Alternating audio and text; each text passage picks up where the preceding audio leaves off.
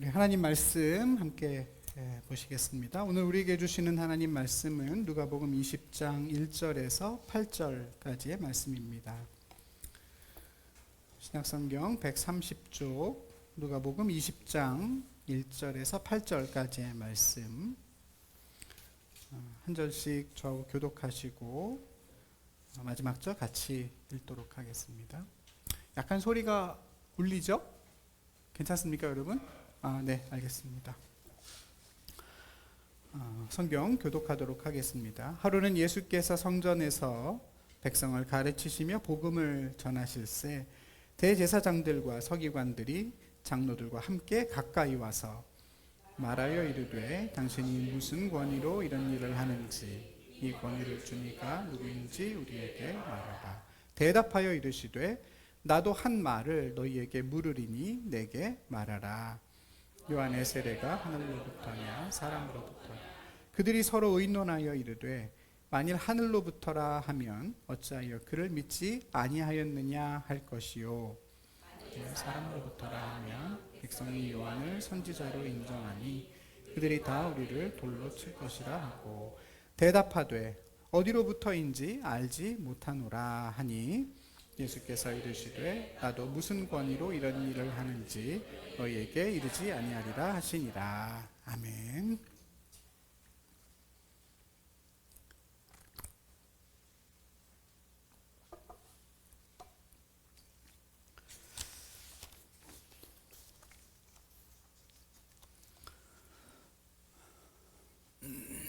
오늘 보면 8절에 무슨 권위로 이런 일을 하는지를 오늘 말씀의 제목으로 삼습니다. 이 말씀이 저와 여러분의 삶이 되기를 바랍니다. 예수님께서 예루살렘 성전에 들어가셔서 거기가 강도의 소굴이 됐다 책망하시고 청소하시고 또 그곳을 말씀으로 가득 채워 놓으셨습니다. 그런 모습을 곁에서 지켜보고 있던 유대 지도자들의 마음이 썩 좋을 리가 없었겠죠. 예수님을 잡아 죽일 궁리가 이미 시작됐다는 내용이 우리가 읽었던 지난주 본문에 나와 있었습니다. 그도 그럴 것이 자기들이 애써 세우고 지켜온 전통의 권위, 그 모든 것들이 죄다 예수님에 의해서 부정당하고 무너지는 것을 지켜봐야 했기 때문입니다. 무엇보다 성전이라고 하는 영역, 자기들만의 권위가 있다고 여겨졌던 바로 그런 영역, 그걸 세상말로 나와바리라고 그러죠. 우리의 나와바리가 침범 당하는 걸 보면서, 그리고 그들이 가지고 있는 모든 힘의 근원이 다 거기 성전에서 비롯되고 있는데 그 성전의 권위에 정면으로 예수님이 도전하는 걸 보면서 더는 그대로 내버려 둘 수가 없게 됐습니다. 더군다나 그 모든 권위에는 수많은 권리가, 기득권이 포함되어 있습니다.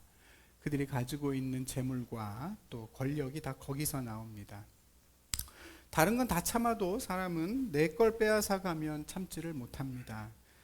불의는 참아도 불이익은 참지 못하는 세상이다 라고들 말합니다. 그런 세상에서 내 기득권을 내려놓는다 하는 것은 정말 말처럼 쉬운 일이 아닙니다. 교수들이 선정한, 교수신문에서 선정한 올해의 사자성어로 결리망의라는 것이 뽑혔다고 합니다. 결리, 이로움을 보자, 망의, 의로움을 잊어버렸다 하는 뜻입니다. 이로움을 보니 의로움을 잊어버렸답니다. 사람이 정의를 행할 수 없는 가장 큰 이유가 있다면 그것은 우리 눈앞에 있는 자기 이익 때문이라는 것을 세상 사람들도 다 알고 있습니다. 여러분, 세상은 그렇다 치고 저와 여러분의 삶은 어떻습니까? 우리도 똑같은지요? 이로움 앞에서 우리는 의로움을 잊어버리며 살진 않습니까? 혹시 견의망리로 살아가시는 분들도 계시지 않습니까? 의로움을 보고 나의 이익을 잊어버리는 삶이죠.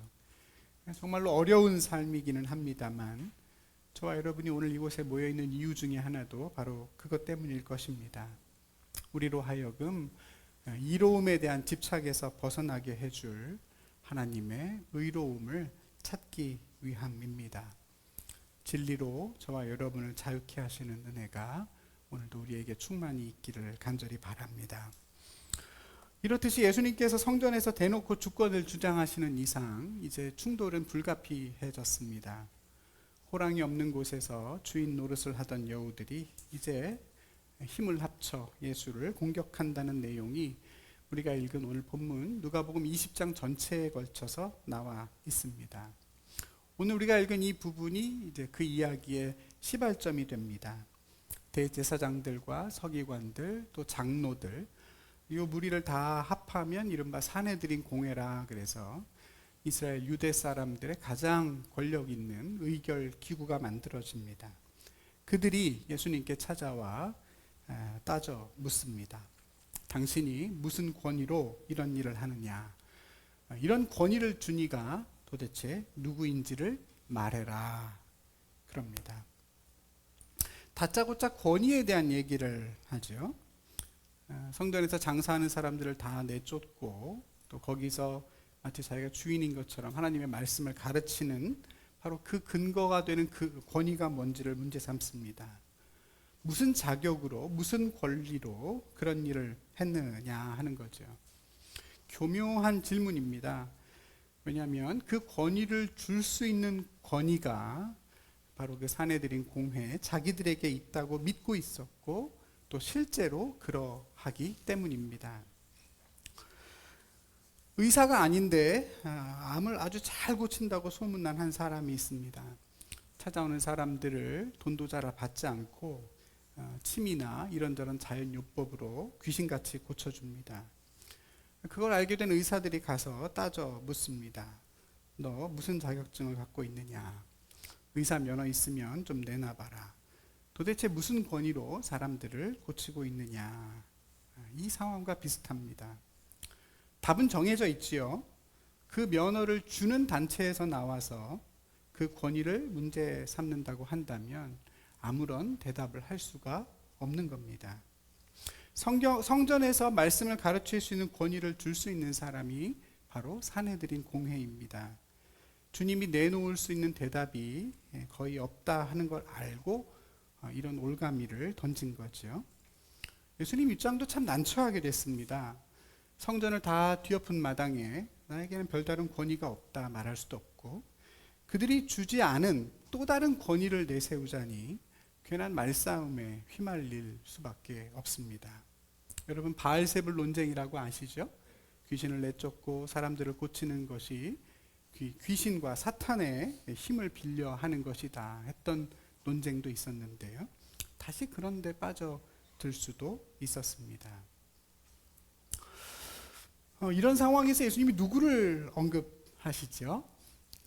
네, 세례 요한을 이야기하시면서 주님을 향해 정면으로 날아오는 칼날을 비껴내십니다. 대놓고 정면으로 반격하고 힘으로 맞서서 누르시는 게 아니죠. 감히 어디서 권위를 논하느냐 분노하고 내가 바로 그 메시아다 이놈들아 자신을 주장하는 것이 아니라 오히려 그런 얘기들은 그 다음 단락에 가서 백성들에게 하게 되시는데요. 여기서는 다만 그들의 지금 그런 질문하는 모습이 어떠한 것인지 스스로 분별할 수 있도록 성나 있는 그들의 얼굴 앞에 자신을 바라볼 수 있는 작은 거울 하나를 가져다가 놓으십니다. 그게 다름 아닌 세례 요한에 관한 질문입니다. 요한의 세례가 하늘로부터냐 사람으로부터냐? 요한의 권위가 하나님에게서 왔느냐 사람에게서 왔느냐? 이것은 대단히 예민하고 중요한 문제입니다. 아시는 것처럼 세례 요한은 죄 사함을 받게 하는 회개의 세례를 요단강에서 사람들에게 베풀었습니다. 사실 그 세례 자체가 대단히 위험하고 문제가 많은 일입니다. 여러분, 죄를 용서하는 일, 죄 사함을 받는 일이 어디에서만 이루어지게 돼 있었습니까? 어디서만 이루어집니까? 성전에서만 이루어지죠. 사람이 죄를 지으면 어디 가서 어떻게 용서받아야 되느냐? 그건 성전에 가서 제사장을 통해 속죄의 제사를 드려야만 합니다. 그게 율법이 정한 유일한 속죄의 길입니다. 그러니까 여러분, 요한이 베푼 그 회개의 세례라 하는 것은 사실은 대단히 위험한 일입니다. 오늘 예수님께서 성전에서 하고 계신 것처럼 기존의 성전의 권위와 제사장의 역할을 심각하게 훼손하는 일이기 때문입니다. 예수님이 지금 성전에서 하고 계신 일을 요한이 얼마 전에 성전 밖에서 한 것입니다.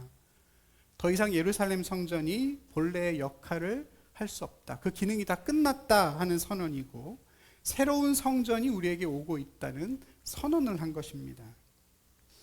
그런 세례를 여러분 바리새인이나 서기관들이 받았을까요? 안 받았을까요? 네, 받지 않았습니다.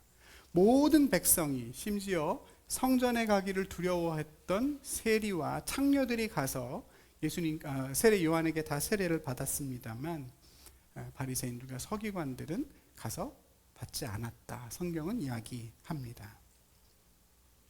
그럼에도 불구하고 사람들은 요한을 참된 선지자로 인정했습니다. 그가 사람에게서 어떤 권위도 받지 않았지만 그의 권위가 하나님에게로부터 온 것이라는 사실을 믿었다는 뜻입니다. 당시 세례 요한이 사람들에게 얼마나 많은 인정과 존경을 받았는지는 성경에도 아주 잘 나옵니다. 헤롯도 요한을 두려워했고 오늘 대제사장들과 서기관도 벌벌 떨 정도입니다. 요한을 우리가 선지자로 인정하지 않으면 어떻게 된다? 사람들이 우리를 돌로 쳐서 죽일 거다. 무서워합니다. 살아생전에도 그러더니 죽임을 당한 지금도 여전히 요한은 엄청난 영향력을 가지고 있다는 말입니다. 유대 땅 안에서만 그런 게 아닙니다. 바울이 나중에 에베소에 전도하러 갔을 때 거기 가보니까 예수님 모르는 사람들은 수두룩한데 요한의 세례를 아는 사람들이 있었다라고 이야기합니다. 요세푸스의 기록에도 예수님에 대한 내용보다는 요한에 대한 내용이 훨씬 더 길고 자세하게 기록이 되어 있습니다. 그런 세례 요한에게 사람이 사내들인 공회가 권위를 준 게 아니지요. 오히려 그들의 권위를 위협하고 부정했지만 그런데도 세상은 그를 참 선지자라 여기고 있습니다. 어떻습니까? 예수님의 입장에선 이보다 더 좋은 방패가 없는 겁니다. 세례 요한이 예수님에게 중요한 이유는 또 한 가지 결정적인 이유가 있습니다. 예수님께서 가지고 있는 메시아의 권위가 다름 아닌 세례 요한과 너무나 밀접하게 연관되어 있기 때문입니다. 세례 요한이 나서서 스스로 예수님의 절대적인 권위를 인정했습니다. 나는 그리스도가 아니다. 나는 여러분이 기다리는 사람이 아니다. 나보다 능력이 많으신 분이 오실 것인데 나는 그분의 신발의 끈도 풀 수 없는 사람이다. 이렇게 말하고는 나중에 누구를 보고?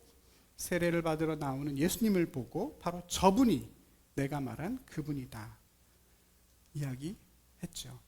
그리고 그렇게 세례 요한이 세례를 베풀 때 무슨 일이 일어나죠?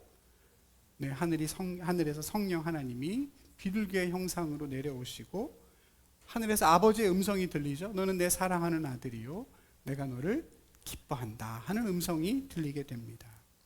어떻습니까 여러분? 예수님의 정체성과 그 권위는 철저하게 세례 요한과 그의 세례에 연결되어 있는 것입니다. 그렇게 되고 보니 이제 사내들인 공회가 진퇴양난에 빠졌습니다. 요한의 권위와 예수님의 권위가 동전의 양면처럼 연결되어 있습니다. 물론 둘 다 아니라고 해버리면 됩니다만 그러나 백성들이 문제입니다. 하나님은 안 무서운데 사람이 무서워요. 그래서 요한을 부정을 못합니다. 이러지도 못하고 저러지도 못하게 되니 서로 아무리 의논을 해도 답이 없습니다. 결국 답을 회피해버리죠. 어디서 온지 모르겠다. 그러냐? 그럼 나도 무슨 권위로 이런 일을 하는지 말 못하겠다. 그렇게 1라운드가 끝나게 됩니다. 어떻습니까 여러분? 예수님의 말씀이 참 신기하지 않습니까? 비록 당신의 입으로 직접 밝히신 것은 아니지만 그분의 권위가 어디서 오는지 주님은 또 다른 질문의 형태로 답을 해 주십니다. 지혜와 권위가 느껴지는 말씀입니다. 아울러 우린 여기서 세례 요한의 삶에 대해 다시 한번 생각을 해보게 됩니다. 그렇지 않습니까? 그는 살아서도 예수님의 길을 예비했지만 죽어서도 그렇습니다. 그분의 존재와 삶이 오롯이 예수님의 영광과 잇대어 있습니다. 만약 요한이 없었다고 한다면, 그리고 그의 겸비한 증언이 없었다면 과연 예수님의 사역과 운명이 어떻게 흘러갔을까? 정말 그가 있었기에 너무나 다행스럽다고 여겨질 정도입니다. 내가 사나 죽으나 오직 내 몸에서 그리스도만이 존귀히 여김을 받기 원한다고 했던 바울의 고백처럼, 그는 죽었지만 여전히 믿음으로 우리에게 말하고 있다고 했던 히브리서의 말씀처럼, 요한의 모든 것이 예수 그리스도의 주 되심을 증언하는 일로 향하고 있다는 것을 보면서 저와 여러분의 삶도 그럴 수만 있다면 우리를 통해 그렇게 예수님의 주 되심이 증언될 수 있다면 얼마나 좋을까 생각해 보게 됩니다. 여러분 꼭 그 길을 걸어가는 우리 모두가 되기를 바랍니다. 오늘 본문은 예수님의 권위에 대한 얘기입니다. 권위. 사전에서 그 말을 찾아보면 남을 지휘하거나 통솔하여 따르게 하는 힘이라고 되어 있고, 사회적으로 인정받고 영향력을 끼칠 수 있는 위신, 이렇게 나옵니다. 헬라어로 권위는 엑수시아입니다. 이게 워낙 중요한 단어라 여러분 한 번쯤은 입으로 해보시는 것도 유익할 것 같습니다. 한번 따라해 보실까요? 엑수시아. 엑수시아. 성경에 보면 권위로도 번역이 되고 권세, 또 능력, 이런 말로 번역이 되는 아주 중요한 단어입니다. 근데 사실 요즘은 권위 그러면 다들 알러지 반응이 있죠? 권위라는 말만 하면 다들 경계의 눈빛을 보냅니다. 근대, 현대 사회를 가리켜 탈권위의 세대라 그러고, 기존의 어떤 정통적인 권위도 인정하지 않고 더 나아가 그 권위의 구조 자체를 해체하는 시대입니다. 가정에서도, 학교에서도, 또 사회에서도, 교회에서도 권위라는 말이 나오면 일단 부정적으로 생각하는 경향이 많습니다. 그러나 바른 권위가 존중받지 못할 때 어떤 일들이 벌어지는지는 우린 사회 곳곳에서 오늘날 목도하고 있습니다. 부모의 권위가 세워지지 않은 가정, 선생님의 권위가 실추된 교실에서, 또 거기에서 고통받는 부모와 아이들, 교사와 선생님들의 모습을 보면서 우린 그 엑수시아가 무너진 세상이 얼마나 건강하지 못한가를 실감합니다. 권위가 사라지면 그 빈 곳에 자유와 평등이 채워질 것 같지만 아닙니다. 모든 권위가 사라지면 민주주의 세상이 오는 것이 아니라 무질서와 그것을 틈탄 또 다른 부패한 권력이 등장합니다. 하나님의 권위가 사라진 세상을 돈이라는 권력이 지배하는 것과 같습니다. 정당한 권위가 바르게 세워지고 또 그 권위가 예수님이 보여주신 것처럼 다른 사람을 이롭게 하는 섬김의 모양으로 나타나게 될 때 비로소 그 공동체는 하나님의 생명과 자유를 누리게 되지요. 여러분, 그런 의미에서 엑수시아라는 이 말은 우리 모두에게 너무나 중요한 단어입니다. 권위, 엑수시아는 두 개의 단어가 합해진 말입니다. 에크와 우시아인데요. 에크는 영어 from입니다. 어디로부터라는 뜻이고, 우시아, 이건 존재 또는 본질이라고 번역되는 단어입니다. 직역하면 존재로부터, 본질로부터라는 뜻입니다. 우시아란 말이 사실 되게 중요하고 어려운 말인데요. 하나님과 예수님은 한 본질이다 그럴 때 하나의 우시아다 이렇게 말합니다. 본질이 같다, 하나의 본질, 하나의 실체다, 이런 말로 사용이 되기도 합니다. 철학에서도 많이 쓰이는 말입니다. 본질로부터 온 것, 존재로부터 온 것, 이게 엑수시아의 의미입니다. 어려운 말 다 차치하고 핵심은 뭐냐면 존재 안에서 밖으로 나가는 거란 뜻입니다. 본질로부터, 존재로부터 안에서 밖으로 표출되는 것이 엑수시아가 가진 가장 중요한 측면입니다. 그러니까 고대 히라빈들은 권위가 뭐라고 생각했냐면 에크우시아라고 했습니다. 존재 안에서 밖으로 나가는 겁니다. 요즘 말로 하면 존재의 아우라, 이렇게 정의했다고 볼 수 있겠습니다. 오늘날과는 조금 다릅니다. 우린 보통 권위 그러면 밖에서 안으로 주어지는 힘이라고 생각합니다. 어떤 직책이나 권력을 내가 가지게 되면 거기서 권위가 생깁니다. 물론 그런 권위도 중요하고 실제로 존재합니다만, 예컨대 부모가 되면, 내가 사장이 되면 어떤 직책을 맡으면 권위는 뒤따라오죠. 근데 거기에 한계가 분명하다는 것을 우린 금방 알게 됩니다. 목사의 권위가 목사라는 직책에서만 나오는 건 아니죠, 여러분? 그렇죠? 과연 그 안에 목사다움이 있느냐? 거기에서 새로운 권위가 나타나기도 하고 있던 권위가 아무 의미가 없어지기도 합니다. 그러니 히라빈들이 말한 엑수시아, 존재 안에서부터 밖으로 나오는 뭔가라고 한 그 말은 참 일리가 있는 말입니다. 사람 안에서 밖으로 발산되는 힘, 영향력이 권위예요. 예수님의 말씀에는 서기관들과는 다른 권위가 있었다 그랬는데 예수님에게 누가 가서 권위를 준 게 아닙니다. 그 존재 안에서 밖으로 나오는 힘이 있었다는 뜻인데요. 그럼 그 권위가 어디에 있었느냐? 어디로부터 그 권위가 기인하느냐? 성경은 그것이 하나님 아버지와의 관계라고 말합니다. 아버지 하나님과의 관계, 그것이 예수의 권위의 근거입니다. 예수님의 권위가 하늘로부터 왔다는 말의 진짜 의미는 그 권위가 예수님이 누리고 계시는 하나님 아버지와의 관계에서 나온다는 뜻입니다. 예수님이 세례를 받으실 때 하늘에서 소리가 나기를 너는 내 사랑하는 아들이다, 내가 너를 기뻐한다 였습니다.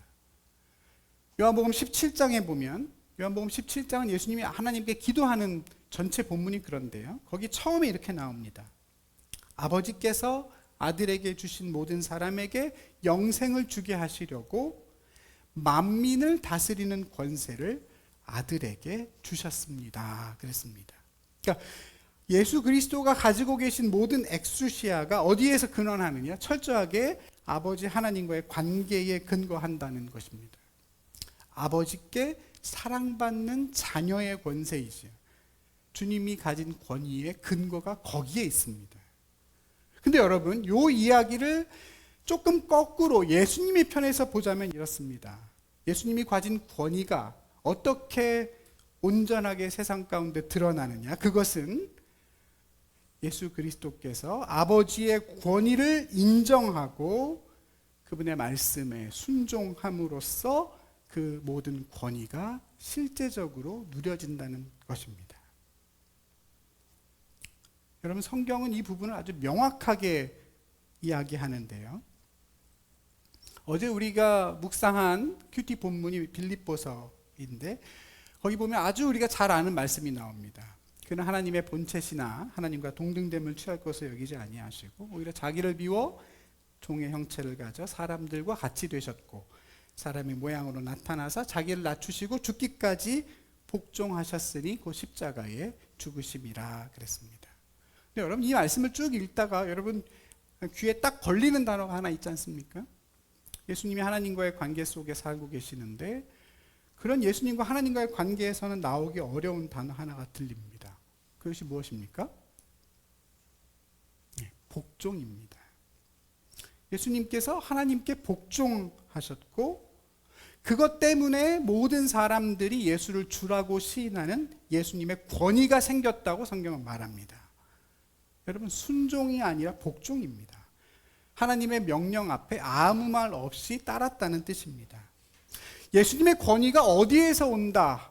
하늘에서 온다라는 말의 진짜 의미가 뭐냐면 예수님이 아버지의 권위를 인정하고 그 말씀에 복종함으로 자녀의 권위를 받아들였다는 뜻입니다.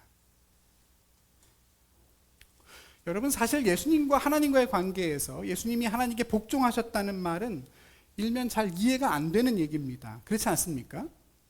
그렇지 않습니까, 여러분? 하나님과 예수님 사이에 무슨 그런 관계가 있습니까? 삼위일체라고 말할 만큼 완전한 친밀함 속에서 하나님과 예수님과 성령님이 교제하고 계십니다. 근데 왜 굳이 예수님이 하나님께 복종하셨다라고 바울은 이야기하는 거겠습니까? 여러분, 사실 우리는 하나님과의 친밀함에 대해서, 하나님과의 어떤 그 친밀한 관계에 대해서 깊은 오해를 가지고 있습니다. 그리고 그 오해는 다름 아닌 권위에 대한 오해와 직결되어 있습니다. 성경에서 하나님과의 친밀함을 가장 사모하며 살았던 대표적인 사람이 다윗인데요. 그 다윗이 쓴 시편 25편에 보면 이런 얘기가 나옵니다. 여호와의 친밀함이 그를 경외하는 자에게 있으며 그 언약을 그에게 보이시리로다 그랬습니다. 여호와의 친밀함이 누구에게 있다고요? 여호와를 경외하는 자에게 있다고 합니다. 하나님을 하나님으로 인정하고 하나님 무서운 줄을 알고 그 말씀의 무게를 무겁게 받아들이는 거기에 하나님과의 친밀한 관계가 있다는 뜻입니다. 그리고 그 관계의 힘이 다름 아닌 자녀의 권세라고 성경은 말합니다. 엄청난 역설이죠. 그렇지 않습니까? 예수님의 권위는 아버지의 권위에 대한 겸비한 인정에서 나옵니다. 내일이 성탄절입니다만 여러분, 예수님이 성육신을 통해 우리에게 오신 것도, 십자가에서 죽으신 것도, 예수님의 다시 오심도 다 아버지 하나님에 대한 복종이라고 성경은 말하지 않습니까? 하나님이 가라고 하셨으니 오셨다는 겁니다. 예수님이 언제 다시 오시는지 주님이 아십니까? 모르십니까? 모르시죠? 그 말은 무슨 뜻입니까? 예수님이 다시 오실 때도 역시 마찬가지입니다. 아버지가 때가 되면 아들에게 가라고 하실 것이고 주님은 또 그 말씀을 쫓아오신다는 얘기입니다. 아버지의 권위를 인정하는 아들의 복종, 그것이 만민을 다스리는 아들의 권위라고 주님은 말씀합니다. 하나님이 예수님을 향해 여러 설명을 하고 그래서 이해시키고 납득시켜서 그래서 이루어진 일이 구원이 아닙니다. 설득 없는 명령이 가능할 때 우린 그걸 가리켜 권위라고 말합니다. 근데 여러분, 저와 여러분의 신앙도 마찬가지입니다. 내가 하나님을 믿으면서 내가 다 이해되고 설득되어서 순종하려고 하면 여러분은 반드시 신앙의 숲에서 길을 잃어버릴 겁니다. 하나님이 아브라함을 설득해서 이해시켜서 네 고향 친척 아비 집을 떠나라고 하신 게 아니죠. 어느 날 갑자기 아브라함을 찾아와 명령하시고 당신의 권위를 주장하십니다. 예수님께서 베드로에게 설명하고 이해시켜서 너 나를 따라와라 말씀합니까? 다 납득이 되고 설명이 되어서 깊은 데로 가서 그물을 던지는 게 아니지 않습니까? 그냥 말씀에 의지하여 주님의 권위를 받아들여서 순종할 때 거기서 하나님만이 하실 수 있는 놀라운 일들이 시작되고 우린 그렇게 두렵고 떨림으로 주님의 구원을 보게 됩니다. 어제 예수님의 겸비함에 대한 그 사도 바울의 결론적인 이야기는 이거죠. 그러므로 나의 사랑하는 자들아, 너희가 나 있을 때뿐 아니라 나 없을 때에도 항상 복종하여 두렵고 떨림으로 너희 구원을 이루라 그랬습니다. 항상 복종하여 두렵고 떨림으로 너희 구원을 이루라. 구원이 어떻게 이루어지느냐? 복종으로 두렵과 떨림을 경험할 때입니다. 왜 두렵고 왜 떨립니까? 내 이해를 넘어서고 내 생각을 넘어서고 내 판단을 넘어서기에 두렵고 떨림이 있습니다. 근데 그것이 저와 여러분의 구원을 이루어낸다고 바울은 말하죠. 처음 구원이 시작될 땐 은혜가 있고 감동이 있고 벅찬 눈물이 있을지 모릅니다. 그러나 저와 여러분이 구원을 이루어가는 일에는 두렵고 떨리는 복종의 순간이 있다는 사실을 기억해야 합니다. 사랑하는 우리 성도 여러분, 내가 주님의 권위를 인정하고 순복할 때 저와 여러분이 자녀된 권세를 누릴 수 있음을 믿으시기 바랍니다. 설명과 해명이 저와 여러분의 신앙의 중심에 있게 해서는 안 됩니다. 다 이해가 되고 다 설득이 된다고 해서 믿어지거나 사라지는 것이 아닙니다. 우린 그렇게 합리적인 존재도 아닐 뿐더러 내가 다 설득이 된다 하더라도 믿거나 순종하지 않습니다. 사내들인 공회 사람들이 내가 다 이해되고 논리적으로 더 할 말이 없어졌을 때 어떻게 됩니까? 대제사장과 서기관들이 예수님을 따라가나요? 그렇지 않죠? 오히려 더 분노하며 예수님을 죽일 궁리에 골몰합니다. 질문하고 항변하는 욥에게 하나님이 어떻게 하십니까? 풀어 설명해 주시고 이해시키는 게 아니죠. 오히려 반문하시고 욥에게 답을 요구하십니다. 하나님을 경외하는 법을 가르쳐 주시죠. 물론 살다 보면 저와 여러분이 이해받고 납득되어질 때가 있습니다. 하나님은 우리에게 늘 이해시켜 주시려고 하고 우리가 설득될 것을 위하여 일하시죠. 그러나 그게 신앙의 전부는 아닙니다. 우리의 신앙의 결정적인 도약은 언제나 그 반대편에서 항상 복종하여 두렵고 떨림을 통해서 이루어지고 이해는 언제 되느냐? 그때 가야 옵니다. 복종하고 두렵고 떨림으로 구원을 경험한 그 다음에 가면 왜 내 부모가 자식을 그렇게 가르쳤는지, 왜 나를 그렇게 명령했는지 나중에 이해가 되게 됩니다. 사랑하는 성도 여러분, 이게 왜 우리에게 너무나 중요하냐? 저와 여러분이 이 세상에서 누리라고 주신 하나님의 자녀된 엑수시아가 우리도 그렇게 누려지기 때문입니다. 저와 여러분도 하나님의 자녀된 권세가 있다고 성경은 분명히 말합니다. 영접하는 자, 그 이름을 믿는 자들에게는 하나님의 자녀가 되는 권세가 있다고 그랬습니다. 그리고 그 뒤에도 딱 말씀도 해놨죠. 그것은 사람에게서 난 것이 아니라 하나님에게로부터 난 것이다. 저와 여러분에게도 엑수시아가 있는데 하나님의 자녀의 권세라고, 예수님이 누렸던 바로 그 권세라고 말합니다. 그래서 예수님이 그렇게 말씀하신지도 모르겠어요. 너희는 내가 한 일을 너희도 할 것이고 그보다 더 큰 일들도 할 거다. 마귀를 대적해라. 그들이 너희를 피할 것이다. 도망간다. 세상을 이기되 넉넉히 이기라는 권세가 하나님의 자녀된 권세라고 성경은 분명히 말합니다. 여러분, 그 권세를 어떻게 우리가 이 세상에서 누리고 사느냐? 오늘 세례 요한과 예수님의 삶이 길잡이가 되어주죠. 하나님을 경외하고 그분의 권위와 말씀을 인정하는 삶입니다. 아버지 하나님의 사랑을 신뢰하기 때문에 그분의 권위에, 그분의 말씀에, 그분의 뜻에 우리 자신을 쳐서 복종시켜가는 것입니다. 어려운 일이지요. 하나님이 우리에게 주신 부르심에 무겁지만 순종하는 것입니다. 저와 여러분 모두가 다 예수님처럼은 아니지만, 요한처럼은 아니겠지만 다 각자의 삶으로 예수의 주 되심을 세상에 증언하며 살라는 명령을 받았습니다. 여러분, 우리는 어떻게 그 일을 감당해야 될지를 항상 고민하고 지혜를 구해야 합니다.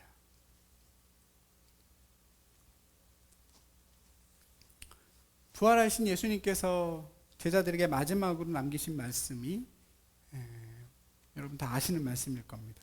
하늘과 땅의 모든 엑수시아를 내게 주셨으니 그러므로 너희는 가서 모든 민족을 제자로 삼아 세례를 베풀고 내가 너희에게 분부한 모든 것을 가르쳐 지키게 하라입니다. 볼지어다 세상 끝날까지 내가 너희와 함께 하겠다 하십니다. 여러분 참 놀랍지 않습니까? 하늘과 땅의 모든 엑수시아를 내게 주셨으니 그 다음이 뭡니까? 너희는 가서 제자를 삼으라는 명령입니다. 하나님의 자녀된 권세가 하나님이 저와 여러분에게 주신, 예수님이 우리에게 맡겨주신 사명과 붙어 있습니다. 그 말씀의 의미를 한번 헤아려 봐야 되지 않겠습니까? 저와 여러분이 세상 가운데 어떻게 하나님의 자녀된 권세로 세상을 이기고 살아갈 수 있는가? 다른 게 아닙니다.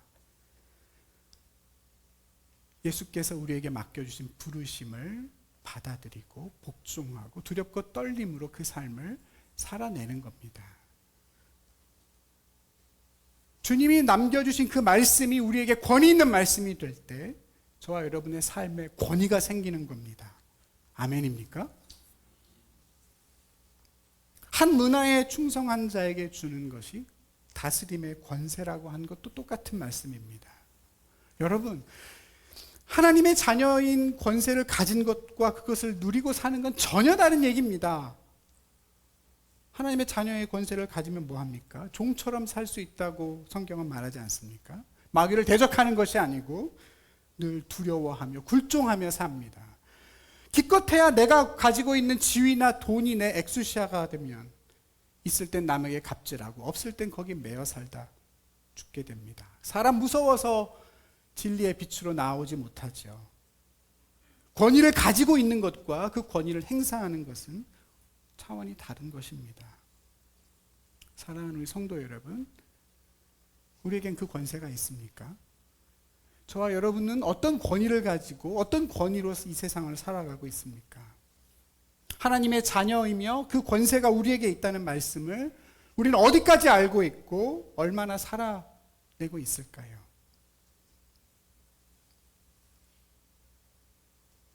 하나님의 자녀가 된 권세의 핵심 중에 핵심이 뭐냐면 그것은 아빠, 아버지께 부르짖는 권세라고 예수님이 말씀합니다.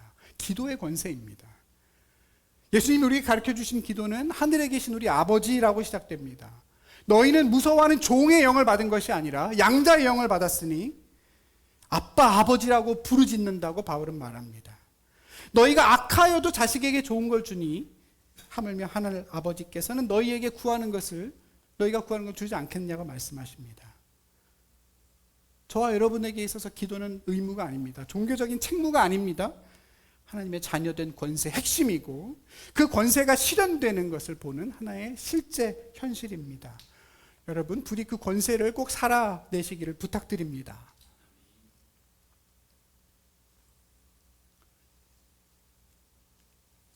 오늘 본문은 예수님의 엑수시아에 관한 말씀입니다. 예수님의 권위가 하늘로부터 왔다는 것이고 그것은 다름 아닌 하나님과 아들 예수의 관계에서 왔다는 뜻이며 그 관계 핵심에는 뭐가 있느냐?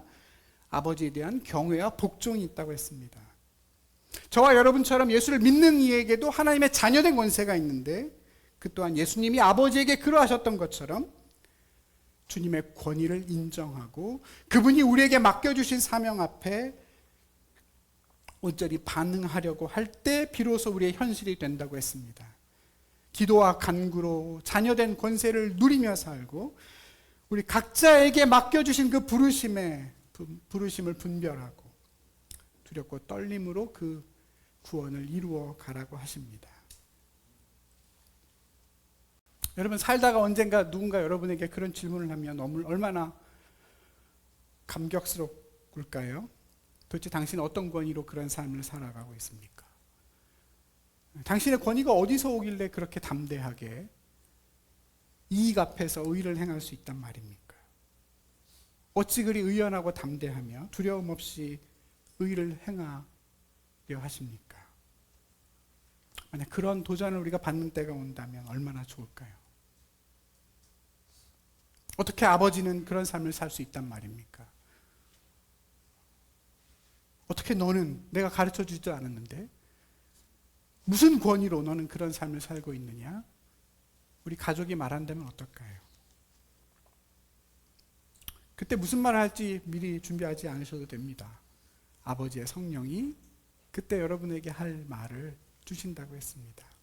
사랑하는 우리 성도 여러분, 저와 여러분이 하나님의 자녀이며 자녀된 권세가 있다는 사실을 조금만 더 자주 그리고 조금만 더 깊이 되새기면서 살기를 바랍니다. 세상에 그 어떤 것도 아버지 하나님의 사랑에서 우리를 끊을 수 없다고 했습니다. 하나님의 자녀된 권세를 가지고 담대히 두렵고 떨림으로 구원을 이루며 살아가는 여러분에게, 그렇게 살려고 몸부림치는 우리 성도님들에게 오늘 이 말씀이 힘과 용기가 되기를 바랍니다. 기도하겠습니다. 하나님 감사합니다.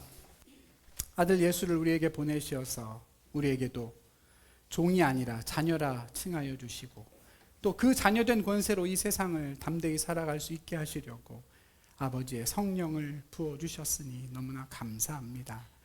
그 주신 권세를 온전히 누리며 예수님의 주되심을 증언하며 사는 삶이 될 수 있도록 주님 도와주시고, 예수님처럼 요한처럼까지는 아니어도 하나님을 경외하며 복종하며 하나님의 주되심을 날마다 증언하며 사는 삶을 살아갈 수 있도록 하나님 저희에게 은혜를 베풀어 주시옵소서.